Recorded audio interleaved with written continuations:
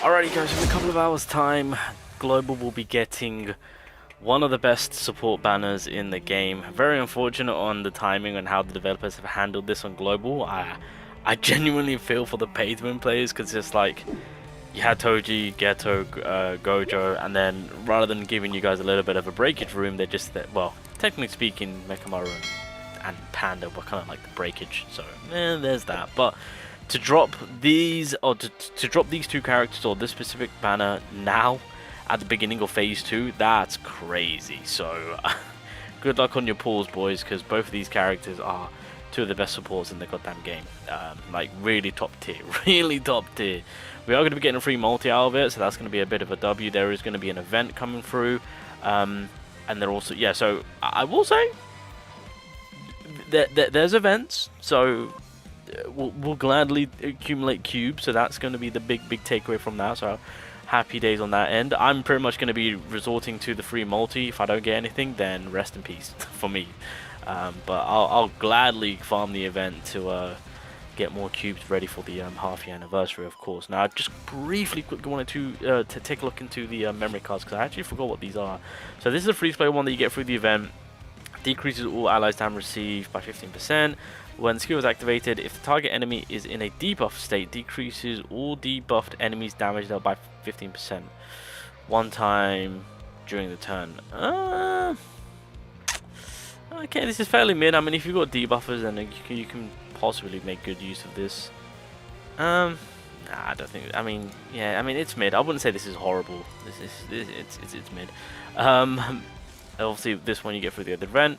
So recover 10 cursed energy, increases all allies break damage by 35%, and this is more for effective if the selected enemy has a weakness to blue type attacks. Ooh, okay. Now this one's actually fairly decent. Breakage damage increase, specifically for mono blue. So any blue units, you're going to be really benefiting from this memory card. Actually, not bad. Actually, hold on a minute. And then this is the pay-to-win one. This is the one that you get through the banner.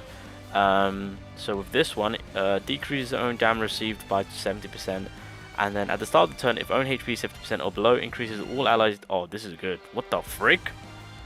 Oh, this is good. Wait, this is really good. In terms of having your support or your tank unit absorb more damage, this is massive in terms of getting it to at least LB1. Because I'm not gonna lie, at 60%, that's also that's a hefty amount. Wait, this one's a W. For defensive, this is a W. Oh, damn. Okay, well, good luck on your... I mean, if you pull this, congratulations. You got yourself a good little defense supportive memory card. This one's okay. More for the blue types, of course. This one is, yeah, fairly mid. It's not bad. It's nowhere near as horrible as it could be, but... yeah, and if you're not running any debuffers, then there's no point. But I mean, you can still make good use of the damage received. At times, I've been in a situation where I just need to build up my tankiness, so I could see myself using this. So that's why I would say that it's not. Main topic is, of course, you know, is SSR Yaga really worth it? Obviously, Yoshinobu will also be in the banner itself, which is a fantastic pickup. Again, I'll have to do my separate video talking about that man. He's also in the green filler banner, which I wasn't aware of. So I have my chance to potentially get him. Who knows? But talking about Yaga. In terms of this SSR Yaga as well as the SR version, both are top tier, both are good, both are two of the best supports in the goddamn game. The SSR version of Yaga just provides that a little bit more. What I mean by that is, on his first skill, you know, critical resistance dropped by 15%. Second skill, making it so that the enemy takes 50.68 taijutsu more damage. So in a scenario where if you're using Gojo, his first skill will be huge, it will benefit from it huge. Megami will also benefit from it huge. Any type of taijutsu, half year anniversary or first year anniversary, Itadori right there is going to love it. So in that situation, that's fantastic. His third skill is where you can get the most damage out of it. You can apply darkness. He himself can also ignore darkness, unlike the second skill and I believe the ultimate and third skill. But the third skill makes it so that the enemy can get the darkness debuff applied to them at 97.76% rate, because it's maxed out, FYI. From that, they'll also take a taijutsu and jujutsu damage received increase of 30.16%, with the additional of yellow typing being the effective type, getting the additional 16.48%. Hence why I say this Yaga for yellow typing characters are just highly more beneficial, of course. So in a yellow mono team, you're really going to be reaping that additional reward from him. And then the ultimate itself, making it so that in general, the Taijutsu and Jujutsu increase damage the enemy will take with 51%, and all allies excluding Yaga will get a 30% damage increase. Yeah. Now, just when you thought that was it, his passive, every single turn, you will give your whole squad, excluding himself, a 46% increase in Jujutsu and Taijutsu. So basically doing what SR Yaga's second skill does, but it's auto and it's a passive. So that's why I say that with the SSR Yaga, there's a little bit more on the table. Both still fantastic, don't get me wrong, both still top tier. Yagas in this game are crazy support role characters, but the SSR version of this Yaga, there's a reason why he's yeah, a really solid unit to have. So that's why I say it's unfortunate on how the developers have introduced the banners themselves, right? Just right after the triple Ghetto, Gojo, and Toji, and then all of a sudden the best support banner drops. It's just like, bro, Global's got no chill. But yeah, so yeah, this should do like near enough 200k right now. I'm on that third skill. That's going to hit hard, of course. So straight off the bat, we're really going to be maximizing my boy Yaga, which is going to be very nice. And obviously everything will be pushing towards Itadori to do as much damage. So I like to really benefit from just going with that third skill.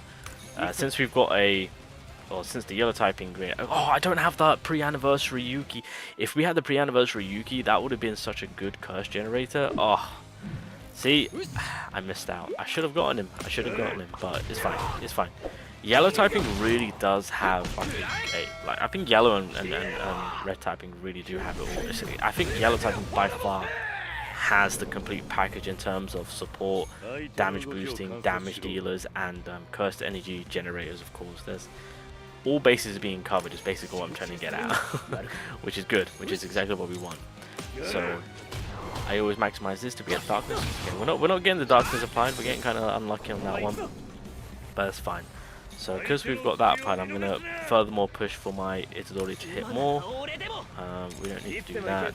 We can drop that, and then this will be GG, to be fair. So there we go. That will give Itadori that extra 30% Taijutsu. Megami can also benefit from it too. This might Oko. There we go. Auto. I was going to say, this might Oko. Quite nice. So yeah, Yaga really is supporting the yellow team itself. He's transforming! He's pissed! Oh my god. So yeah, my honest opinion about the banner itself, look, I can't even sit here and deny it and be like, it's not worth it. Like, the banner is definitely worth it, especially by having an SR character being introduced, being a brand spanking new SR character, and it being a top tier support, hence why top tier banner. Or support banner dropping on global, of course. So I mean, yeah, it has value, it holds value, of course. So you know, I can't deny that. To those that are going to be summoning, I wish you all the best of luck, of course. It is worth it. It's just horrible timing on how the developers have done the timeline in terms of releasing the banner now rather than later on. So that does kind of you know, hurt some people, I'd say, especially to those that were saving up to be like, I've got enough time to actually muster up some form of cubes to maybe hit the banner up and try my luck. Obviously, if you're free to play, do your free summons and just save for the half year anniversary. That is going to be your best bet. Now is not the time. The best thing you can really do is hope to walk away with the SR support unit at the very least. But that's pretty much going to be bull. After that, you're just going to have to fight the temptation, of course. But the banner itself, like I said, it's worth its value, it's worth the summon. SR Yaga is still going to be holding his own. SSR Yaga just adds that little bit more spiciness to the table, and more so does help out his own typing that little bit more, but also being available and usable for the overall usage, of course. So yeah, that really is all there is to it, of course. He's a fantastic support unit. There's a lot on the table to what he's providing in terms of coverage on all across the board, whilst also providing some additional play going on with, like, you know, applying the darkness onto the enemy. What else?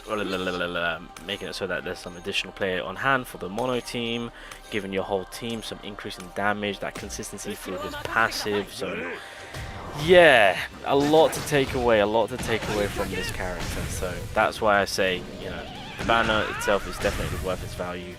The units themselves are top tier, as you have probably seen in terms of tier list, and many people are speaking about it. Even JP players utilizing these characters in more higher difficulty content. These are the characters to take. The the SR character, as well as Yoshinobu, as well as the SSI Yaga. These are characters that people are utilizing in the higher, more difficult stages of things. So that's why I say the banner itself is worth its value. The units themselves are worth their value. So I can't sit here and say don't summon, because it's worth it. But if you're free to play, I think that's the only exception I would say, just to kind of hold off, only because of how the timeline is for the banner releases and whatnot.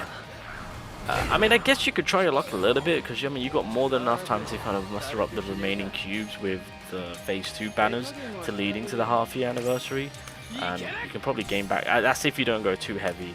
But if you want to try your luck, maybe, I don't know, like an extra multi or two, then I can't sit here and blame you, because not gonna lie, I'm kind of feeling that temptation. But see how the free multi goes, see how the additional summons goes when it comes to gaining more from the event, and just go with that. But it really does suck on how they're dropping the best support banner so soon. When they, you know, I feel like maybe they could have waited a little bit.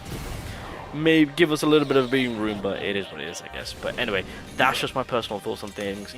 Global, you're about to get an SSI Yaga. He's cracked, he's great, he's fantastic, he's good. I don't know how much more of a praise I can say, but yeah, fantastic support banner coming your way. So there's that.